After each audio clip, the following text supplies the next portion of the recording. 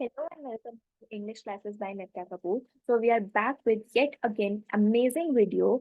In this video, we are going to talk about some phrasal verbs which are very common with their English meanings, with their Hindi meanings. उनको sentences में कैसे use करते हैं, उनको समझते कैसे हैं, अगर कोई बोल रहा है तो उसको respond कैसे करते हैं. तो आज हम बहुत सारे ऐसे phrasal verbs की बात करने वाले हैं. So let's start our video. तो ऐसे कॉमन फ्रेजल वर्ब्स क्या होते हैं? पहले तो फ्रेजल वर्ब मतलब a group of words, may be two may be three, जो कि एक सेंटेंस में हम बहुत इजीली यूज कर सकते हैं and it is very easy to understand. तो जो हमारा फर्स्ट फ्रेजल वर्ब है वो है शो अप.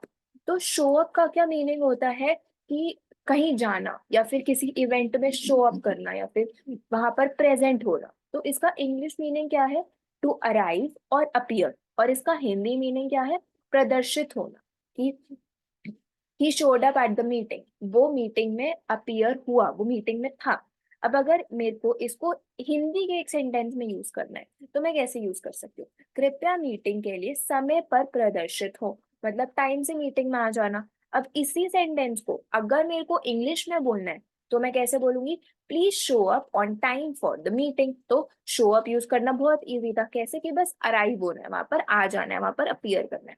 नेक्स्ट क्या है? स्प्लिट. स्प्लिट अप मतलब पार्ट्स में ब्रेक कर देना. अब वो कोई ग्रुप ऑफ पीपल हो सकता है, ठीक है, वो कोई आपका प्रोडक्ट हो सकता है जो पार्ट्स में स्प्लिट हो सके. कोई भी चीज ऐसे हो सकती है, उसको कहते हैं स्प्लिट अप. तो इंग्लिश मीनिंग क्या होगा? टू सेपरेट और ब्रेक इनटू पार्ट्स, की अलग अलग हो जाओ या फिर किसी चीज को पार्ट्स में तोड़ देना. हिंदी मीनिंग बांट लेना. अगर मैं बोलूं स्प्लिट अप दिस केक, तो इस केक को डिफरेंट पार्ट्स में डिवाइड कर दो, बांट दो.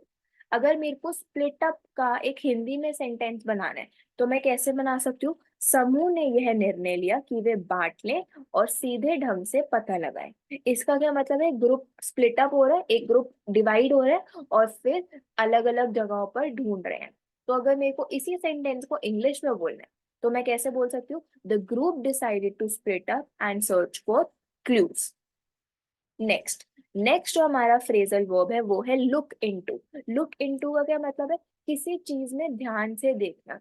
मतलब कि कोई प्रोजेक्ट है तो उसमें ध्यान से, look into the project carefully. कोई भी चीज, किसी भी चीज को एग्जामिन करना केयरफुली, इन्वेस्टिगेट करना, उसको क्या कहते हैं? Look into. तो इंग्लिश मीनिंग क्या है? टू इन्वेस्टिगेट और एग्जामिन क्लोजली. और हिंदी मीनिंग क्या है? जांचना. ठीक है. तो the doctors were looking into the disease, ये डॉक्टर्स जांच कर रहे थे उस डिजीज की. अब अगर मेरे को इसको हिंदी में सेंटेंस बनाना है तो मैं कैसे बनाऊंगी? टीम मुद्दे की जांच करेगी और समाधान निकालेगी, कि जो भी प्रॉब्लम है उसकी जांच करेगी, उसको अच्छे से एग्जामिन करेगी और जो भी सॉल्यूशन होगा वो निकालेगी. और इसका इंग्लिश में एग्जाम्पल कैसे हो सकता है? The team will look into the issue and find a solution. Very easy. अब नेक्स्ट जो हमारा फ्रेजल वर्ब है वो है ब्रिंग आउट. अब ब्रिंग आउट का क्या मीनिंग होता है? कि कोई बात बताना, कोई चीज रिवील करना. To bring about something, to bring out something, किसी के नोटिस में लाना. This is to bring out to your notice कि ऐसा ऐसा हो रहा है. तो इसका इंग्लिश में मीनिंग क्या है? टू रिवील और इंट्रोड्यूस समथिंग, कुछ नया लाना, कुछ नया बताना. हिंदी में क्या मीनिंग है? बाहर लाना. अब इसका हिंदी में अगर मेरे को सेंटेंस बनाना है तो मैं ऐसे बना सकती हूँ: लेखक अगले महीने एक नई किताब बाहर लाएंगे. कि नेक्स्ट मंथ जो भी राइटर है वो अपनी नई बुक बाहर लाएगा, इंट्रोड्यूस कराएगा, रिवील करेगा. The author will bring out a new book next month. अब जैसे कि पोस्टर्स निकलते हैं मूवीज के कि ये ब्रिंग आउट होगा इस मंथ में, इस डेट पे, ऐसे ही सेम. अब नेक्स्ट क्या है? Put off. पुट ऑफ का क्या मतलब है? कोई चीज कैंसिल कर देना या कोई चीज को कुछ टाइम के लिए डिले कर देना. कि put off for a week, एक हफ्ते के लिए डिले कर दिया. कुछ भी होना था उसको पुट ऑफ कर दिया, कुछ टाइम के लिए डिले कर दिया. ठीक है. तो इसका इंग्लिश मीनिंग क्या हुआ? To postpone. पोस्टपोन मतलब आगे कर देना उसकी डेट को.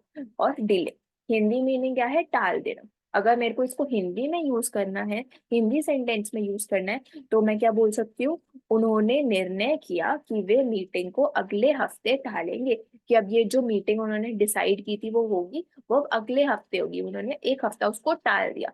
दे decided to put off the meeting until next week. Next. Turn down. Turn down का क्या मतलब होता है? कोई भी ऑफर हो कोई भी चीज हो उसको डिक्लाइन कर देना, उसको टर्न डाउन कर देना, उसको रिजेक्ट कर देना। जैसे कि the manager turn down the offer of an employ, कि उसने मना कर दिया, उसने डिक्लाइन कर दिया। The manager turn down the leave application, कि उसने छुट्टी के लिए जो एप्लीकेशन थी उसको टर्न डाउन कर दिया, उसको रिजेक्ट कर दिया। तो इसका इंग्लिश मीनिंग क्या होगा? टू रिजेक्ट और decline an offer. Hindi meaning इनकार करना। अब अगर मेरे को इसको हिंदी के सेंटेंस में यूज करना है तो दुर्भाग्यवश उसको नौकरी का प्रस्ताव इनकार करना पड़ा। इसी को अगर मेरे को इंग्लिश में बोलना है, Unfortunately, she had to turn down the job offer. अब जो हमारा नेक्स्ट फ्रेजल वर्ब है वो है पिकअप। पिकअप का क्या मतलब है? कि कोई चीज को कलेक्ट कर लेना, किसी चीज को उठाना या किसी चीज को कलेक्ट करना। ठीक है, जैसे कि I have to pick up my cloth from the dry cleaners, कि मेरे को अपने कपड़े उठाने हैं ड्राई क्लीनर से। तो इसका इंग्लिश मीनिंग क्या हुआ? टू लिफ्ट और कलेक्ट समथिंग। हिंदी मीनिंग क्या हुआ? उठाना या संग्रहण करना। संग्रहण करना मतलब कलेक्ट करना। अब इसको अगर मेरे को हिंदी में यूज करना है तो मैं कैसे बोलूंगी? क्या तुम घर जाते हुए कुछ किराने ले आओगे? अगर मेरे को इंग्लिश में बोलना है, can you pick up some groceries on your way home, तो पिकअप करना मतलब कुछ कलेक्ट करना या फिर कुछ लिफ्ट करना। अब जो हमारा नेक्स्ट सेंटेंस फ्रेजल वर्ब है वो है ब्रेक डाउन। ब्रेक डाउन का क्या मतलब होता है? कोई चीज टूट गई, कोई चीज कोलैप्स हो गई, कोई चीज खराब हो गई। तो इसका क्या मतलब होता है? Break down. तो टू स्टॉप फंक्शनिंग और to have an emotional collapse. Break down का एक और मतलब होता है कि कोई एक बहुत कॉम्प्लिकेटेड सी सा टॉपिक है तो कोई उसको बोलता है कि can you please break down this for me, इसको इजीली समझा दो। हिंदी मीनिंग क्या है? विफल हो जाना या भावनात्मक पतन हो। अब अगर मेरे को इसमें हिंदी एग्जाम्पल में यूज करना है तो कार हाईवे पर विफल हो गई, तो the car broke down on the highway, चलना बंद हो गई, कोलैप्स हो गई। नेक्स्ट है हमारा ब्रिंग अप।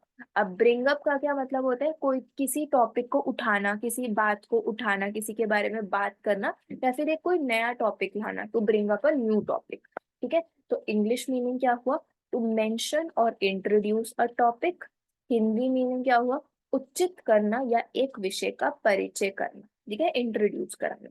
अब अगर मेरे को हिंदी का सेंटेंस बनाना है तो मैं कैसे बना सकती हूँ? यदि आवश्यक नहीं है तो कृपया विषय को उठाएं नहीं। English example, don't bring up the issue unless necessary, कि जब तक जरूरत नहीं है तब तक कोई ऐसे इशू उठाओ मत। नेक्स्ट जो हमारा आज का लास्ट फ्रेजल वर्ब है वो है होल्ड ऑन। होल्ड ऑन का क्या मतलब होता है? वेट करना या फिर पॉज करना। जैसे हम वीडियो को पॉज कर सकते हैं, जैसे हम कॉल को होल्ड पे डाल सकते हैं, तो वैसे ही होल्ड ऑन का मतलब होता है टू वेट और पॉज, ठहरना या फिर रुकना। अगर मेरे को इसको हिंदी के सेंटेंस में यूज करना है तो मैं कैसे बना सकती हूँ? कृपया एक क्षण के लिए ठहरे, मैं तुरंत वापस आऊंगा। अब इसी को मेरे को इंग्लिश में बोलना है तो मैं कैसे बोलूंगी? Please hold on for a moment, I will be right back. ठीक है, होल्ड ऑन मतलब रुकना। तो आज की वीडियो में बस इतना ही था। अगर आपने कोई नई चीज सीखी हो तो डेफिनेटली इस चैनल को सब्सक्राइब करना, वीडियो को लाइक करना और शेयर कर सकते हैं तो अपने फ्रेंड्स के साथ शेयर कर देना अगर आपको लगता है कि उनकी हेल्प होगी। तो thank you so much for watching this video, will meet in the next one.